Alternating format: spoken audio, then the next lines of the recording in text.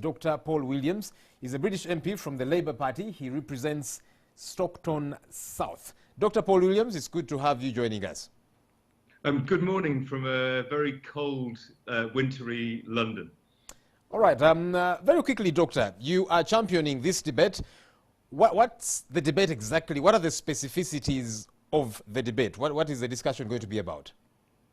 Well, I think it's really important that the United Kingdom, as a friend and as an equal partner of Uganda, looks critically at some of the things that have been happening in Uganda.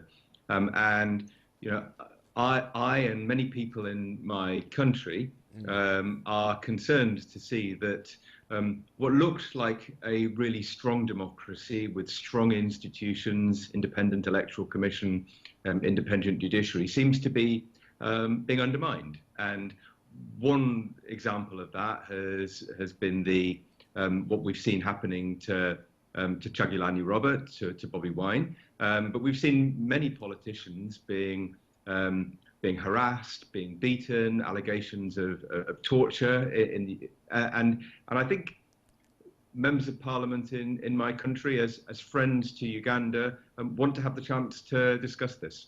So some folks would ask and say, what impact is this going to have, considering Uganda is a sovereign state? So Uganda is a sovereign state, and but it is legitimate for one country that is a partner of another country to look and to explore when they see things that are happening that look to be undermining democracy. We are important partners in security. We're important partners in development. We're important partners in business.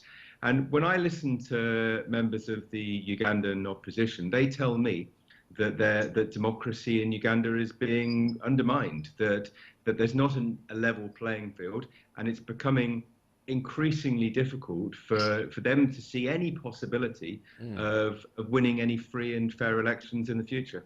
You've asked President Museveni before to resign, saying, in the words that he used, that he's the barrier to Uganda's development. Do you really expect that Museveni can just wake up and resign? No, I don't. The phrase, I did say that he was a barrier to development, and after 32 years in power,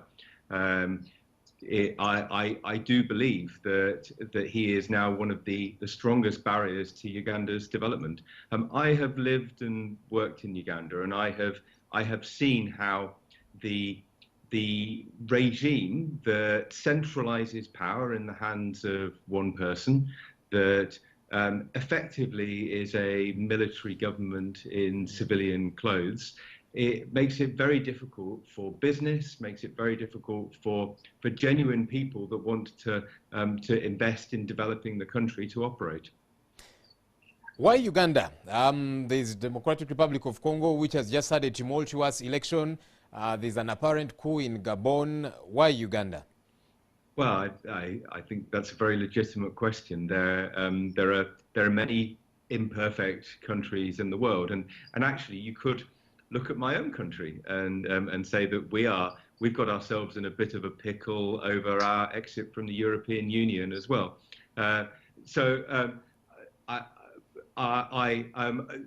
of us is perfect, but that doesn't mean that there are not serious concerns about members of parliament being arrested and tortured, and about the whole way in which democracy is conducted within Uganda.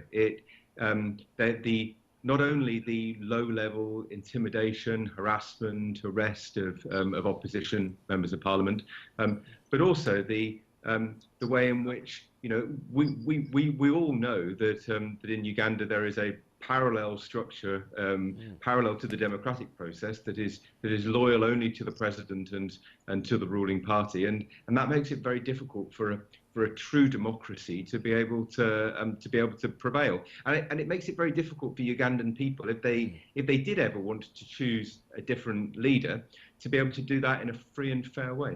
Let me read to you a response by our Information Minister, the Honourable Frank Tumwebaze. He said, Uganda's democracy is not discussed and debated in London. That can't be democracy, but rather an abuse of real democracy. We got enough of their imported democracy before 1962, and it was up to no good.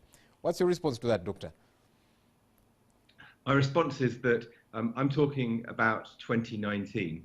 Uganda and the United Kingdom are equal partners. We're equal partners in development, in security, in business.